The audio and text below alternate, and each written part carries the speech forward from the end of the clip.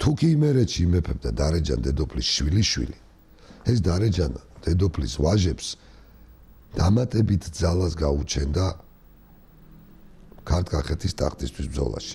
საქმე რა იყო? ერეკლეს უფროსი ვაჟი გიორგი ამ პერიოდისათვის არის საკმაოდ დაავადებული და მაგრამ ერეკლებს ცალსახად გადაწყვეტილი აქვს რომ მას მისი გარდაცვალების შემთხვევაში მის შემდეგ თაღზე უნდა ავიდეს გიორგი. გიორგის გარდა ერეკლეს ყველა ვაჟი იყო დარეჯანის, ანუ გიორგის დედინაცვლის შვილი.